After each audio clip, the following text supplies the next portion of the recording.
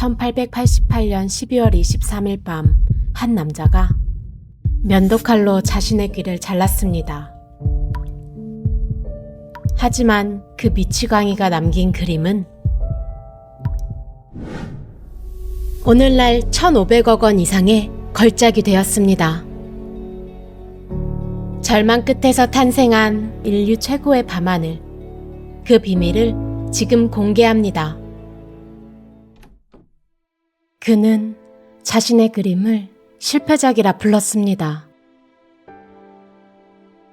마치 파도가 깨지며 작은 파도와 거품이 일듯이 그의 붓터치도 실제 흐름을 닮았습니다. 과학자들은 이 붓터치 구조가 자연의 소용돌이와 닮았다고 말합니다. 별자리 위치는 1889년 6월 밤하늘과 정확히 같습니다. 달, 금성, 그리고 양자리까지 실제 하늘 그대로였습니다. 환각이 아니라 과학으로 증명된 진짜 하늘이었습니다. 하지만 가장 충격적인 건 그는 이 마을을 실제로 볼 수 없었다는 사실입니다.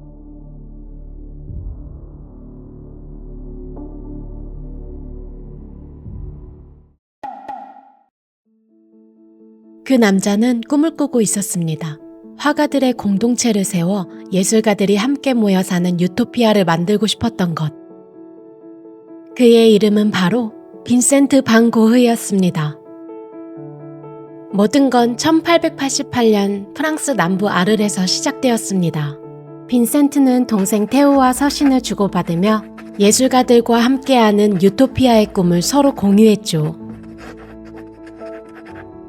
그렇게 빈센트는 테오의 응원과 지원을 받아 라마르틴 광장의 노란 집에 방 4개를 빌렸습니다. 그리고 여러 예술가들을 초대했죠. 하지만 그 제안에 응답한 이는 단 한 사람, 폴 고갱뿐이었습니다. 1888년 10월 고갱은 빈센트와 함께 노란 집으로 이사했습니다.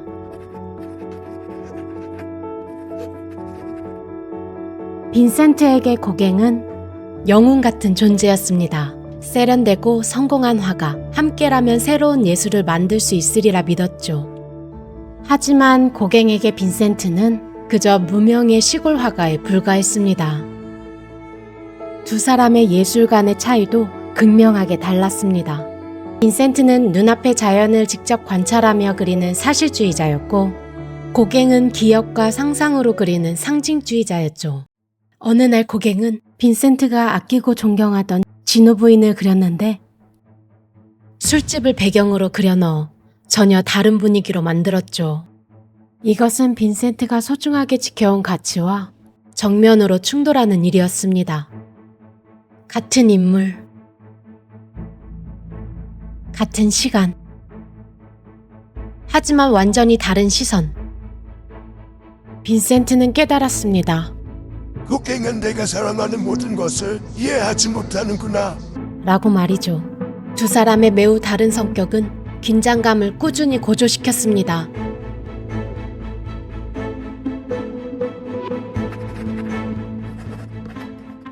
(1888년 12월 23일) 고갱이 떠나겠다고 선언한 그날 밤, 빈센트는 압박감이 극에 달했고 격렬한 논쟁 끝에 극도로 혼란스러워했습니다.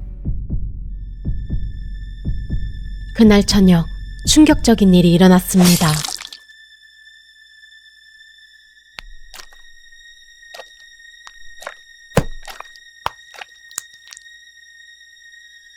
빈센트는 면도칼로 자신의 왼쪽 귀를 잘라버린 것이었습니다.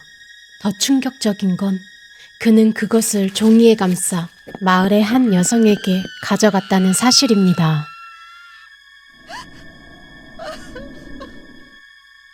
(1889년 5월) 마을 사람들의 탄원서로 인해 외면당한 빈센트는 스스로 생레미에 있는 생 폴드모솔 정신병원에 자진 입원했습니다.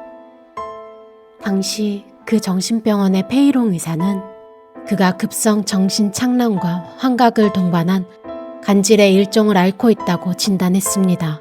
그렇게 정신병원에서 1년을 보내게 됩니다. 절망 속에서 기적이 태어났습니다. 불안정한 정신 상태였음에도 그는 놀라울 정도로 생산적이었습니다. 단 1년 만에 무려 150점의 작품을 완성했죠. 그 중에서도 오늘날 전 세계인들에게 사랑받는 유명한 작품 별이 빛나는 밤이 바로 이때 탄생했습니다. 빈센트의 병실 창문에서는 마을이 보이지 않았습니다. 그래서 빈센트는 기억 속 고향 네덜란드 마을을 불러와 밤하늘 아래에 그려 넣었습니다. 하늘에는 그가 알았던 발작과 어지럼증이 소용돌이치는 하늘을 더욱 격렬하게 만들었습니다. 실제로 1889년 6월, 달과 금성이 실제 하늘에서 보였던 그대로 빈센트의 화폭에 남겨졌습니다. 이 작품에서 가장 인상적인 것은 깊고 진한 파랑과 생생한 노랑, 이 강렬한 보색 대비는 세월이 지난 지금도 보는 이의 마음을 깊이 울립니다. 왼쪽에 크게 솟아있는 이것은 사이프러스 나무입니다. 서양에서 죽음을 상징하는 나무죠. 마을의 높은 교회 첨탑, 프랑스가 아닌 네덜란드 스타일의 첨탑입니다.